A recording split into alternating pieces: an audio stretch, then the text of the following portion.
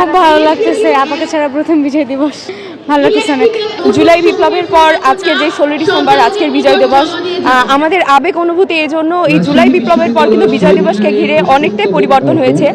16 December 1971 সালে যে বিজয় ছিল তা কিন্তু আমরা অতটা আমাদের আবেগ অনুভূতি দিয়ে বুঝতে পারিনি, কিন্তু এখন কিন্তু আমরা বুঝতে পারি একটা আন্দোলনের পর, একটা সংগ্রামের পর বিজয়ের মর্মার্থ কিন্তু আমরা সবাই অনুধাবন করতে পারি।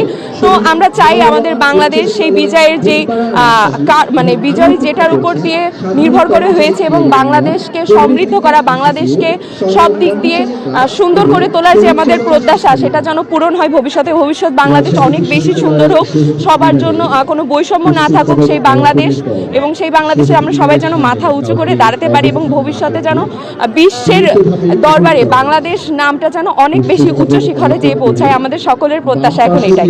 আমরা এই যে আনন্দটা নিয়ে আজকে এই যে বিজয় দিবসের র্যালি করলাম এবং আনন্দ করছি এখানে সবাই একসঙ্গে সমবেত হয়ে, আমি চাই আমাদের দেশের এই আনন্দটা যেন সব সময় বজায় থাকে এবং এই যে আমরা তরুণ সমাজ, আমরাই পারি দেশটাকে আগাতে এবং আমরা আমাদের সর্বোচ্চ চেষ্টা করব যেন আমাদের এই বিজয়ের আনন্দটা সারা জীবন ধরে রাখতে পারি। আমরা চাই আমাদের বাংলাদেশে যেন সৎ হোক, আমরা যেন সৎ হয়ে মানুষ হতে পারি, আমরা যেন ন্যায়ের পথে থাকতে পারি, অন্যায় অবিচারকে দূর করতে পারি, আমরা এটাই চাই। খুব ভালো লাগতেছে, আপাকে ছাড়া প্রথম বিজয় দিবস, ভালো লাগতেছে অনেক। আমরা একটা বিপ্লবের মধ্য দিয়ে গেলাম, এখন চাই যে আমরা একটা সুন্দর বাংলাদেশ গড়ে উঠুক, আমরা সবাই সম্প্রীতির সাথে বসবাস করতে চাই, একটা অসাম্প্রদায়িক বাংলাদেশ গড়ে উঠুক, এই প্রত্যাশায় ব্যক্ত রাখি।